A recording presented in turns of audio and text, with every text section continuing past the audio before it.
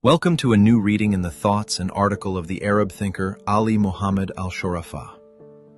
We always love to dive deep into the details to discover the profound meanings that we might miss during a quick read. Today, we will explore a highly exciting linguistic puzzle from the Encyclopedia of the Arab Thinker, Professor Ali Muhammad al-Shurafah al-Hamadi. This puzzle relates to a word we use every day, but its meaning in the Quranic language hides an astonishing precision behind it. Let's jump straight into the subject and begin our journey to understand the true meaning of the concept of nearness, al-Qurb. An intuitive question presents itself here. Is nearness in the Quranic language always a physical, spatial nearness? Our human minds are automatically programmed to link the word near, qarib, with distance. When we say something is near, we immediately imagine that we can measure it in meters or kilometers, right? But is this always the only and most correct interpretation when we read profound texts like the Quran? What really grabs attention is the contradiction that occurs when we rely solely on the traditional dictionary. The common concept links nearness only to distance and physical space. But if we apply this literal meaning to all verses, we will find ourselves immediately facing logical paradoxes, and we won't be able to understand the context at all. The Quranic concept, however, as our source explains, is much broader and deeper than just a ruler we use to measure distances. And to understand more, let's open the evidence file and turn into detectives in semantics. Investigating different contexts piece by piece is what will reveal this secret to us. Our first piece of evidence is the noble verse. And when my servants ask you concerning me, indeed I am near. I respond to the invocation of the supplicant when he calls upon me.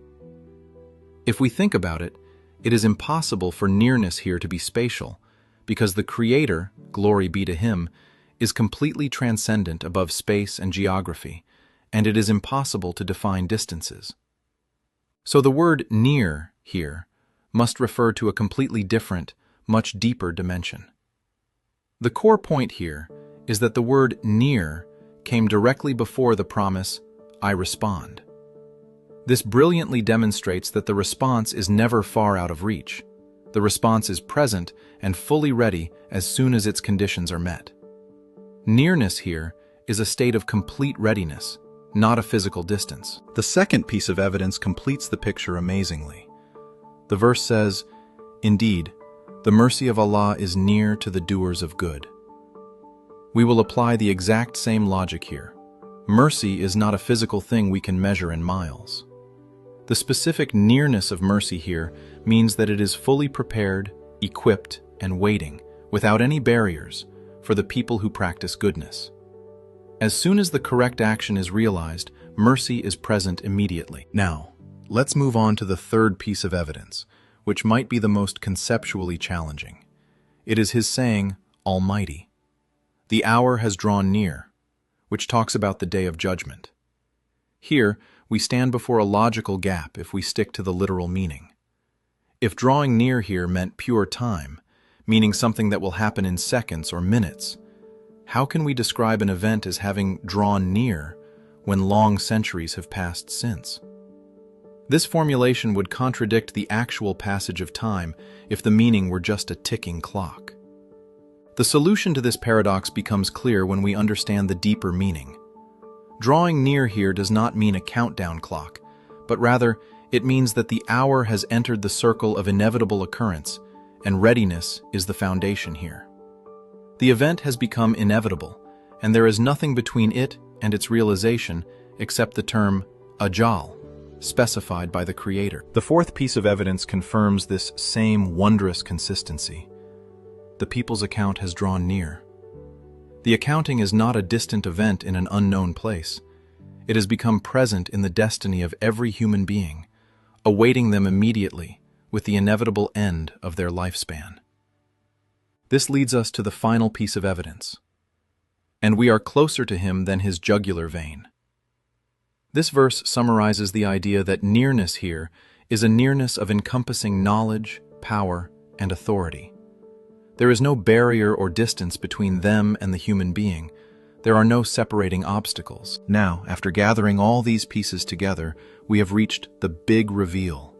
The moment we connect all these examples with a single thread that illustrates the beauty and genius of the language.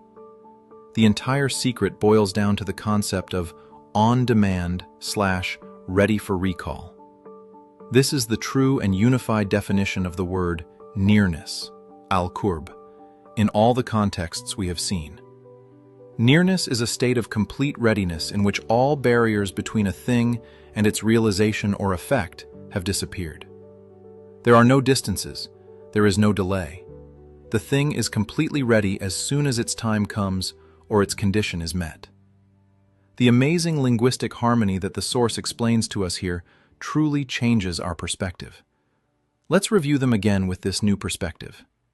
The response is on demand, ready for recall. Mercy is on demand for the doers of good.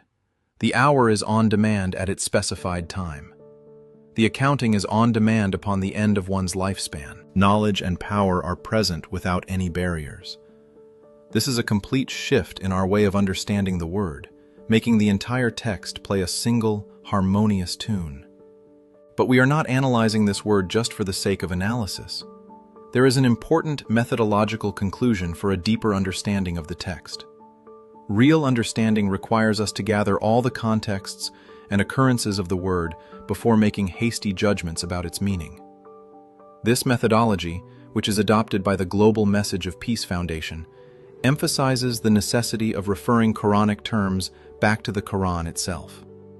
When we do this, we discover infinite precision and a unity of expression that is missed by anyone who relies on superficial dictionaries or reads texts in isolation. In the end, this leaves us with a very thought-provoking question.